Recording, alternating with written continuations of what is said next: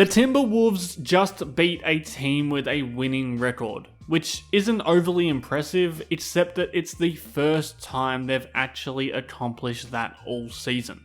Now, there's been a lot of reasons why they didn't have a win against a winning team in 7 attempts before this Celtics win, but the main one has been their defense. Minnesota has allowed 125.7 points per 100 possessions in those 7 losses against 500 or better teams this season, which would be worse than the 30th ranked Brooklyn Nets on the season as a whole.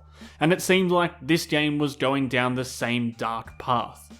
In the first half, they gave up 143.8 points per 100, so it's no surprise that when they gave up just 95.8 points per 100 in the second half, they were able to scrape past the Celtics and actually claim a win against a decent team. Now, it's not shocking that Minnesota had inconsistencies in game against Boston. It's been that way all season long, but this game was a pretty good example of what they do when things are going wrong for their defense, but also what they do when things are working defensively for them. To me, this almost begins and ends with the way they defend ball screens.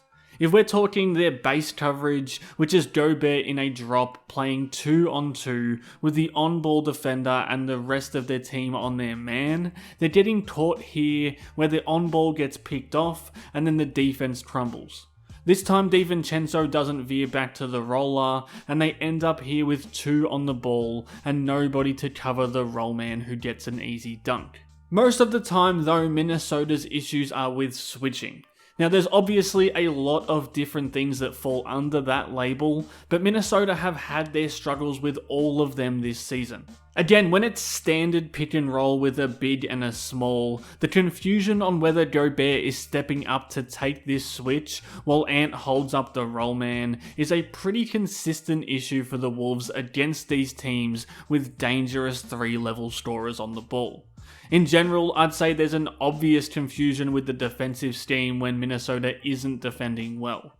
It does seem like Clark thinks Gobert is going to step up here while he switches onto the big, but in the first half of this game and a ton of games this season, they've allowed these walk-up mid-range jumpers when that confusion reigns.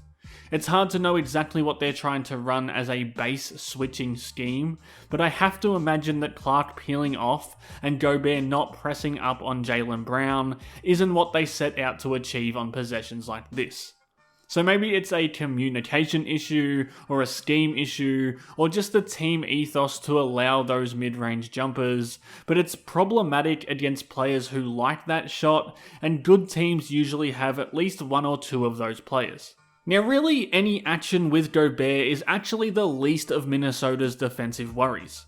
The real issue is when they're switching outside of Gobert. They get those possessions wrong way too often.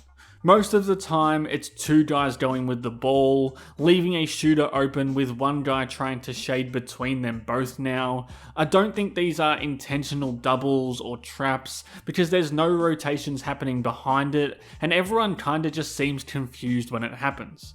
Randall's a major culprit of this, DiVincenzo is a major culprit of this, and Dillingham, Edwards, and Conley all get caught up in these actions a lot as well. It's become a core theme of Minnesota's defense this season, especially against more capable teams, which is why it's noticeable when they break out of that funk, start to nail these switches, and begin to look like a legit defense again for longer stretches. This was the first possession that felt like they were on a string with their switches. McDaniels gets folded by this screen, and not only does Gobert start to actually move up to switch, but McDaniels recognizes the peril and curls off to cover the open roll man and make a play at the rim.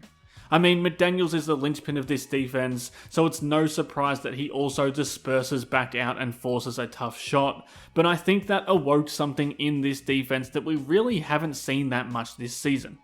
They still do have enough athletes and enough defenders to be a good defense, but unless they're nailing these switching concepts, it's not going to happen, so it was encouraging to see them lock that down in the second half of this game. I think a lot of the time, good switching is almost unnoticeable, But executing here with Nas switching up and Conley fading off without overcommitting prevents an easy bucket. And when DiVincenzo scrambles up into this switch, he then allows Reed to get back onto the screener and not the player looking to take him off the dribble. And in general, it just allows Minnesota to defend in isolation more, rather than having to chase their tails like they did in the first half. I thought this was another really good example as well. Celtics are running this horn slip action, and it's a quick switch on the ball screen to contain and shut off a drive, but when the slip happens down the middle, Randle is alert to it and switches with DiVincenzo. Everyone needs to be on a string here, so even if Shannon does get hung up a little on this switch, Reed is there to stunt at the shooter and force him into a bad decision. Like I said, I feel like sometimes those things are really easy to miss, but they're also really easy to spot when things aren't executed like we saw in the first half of this game. And I think on the other side of the switching coin is choosing the right time not to switch. Like Conley and DiVincenzo not switching here in perfect sync is just as important as nailing a switch there, and it's every bit as important as executing this switch on the next screen.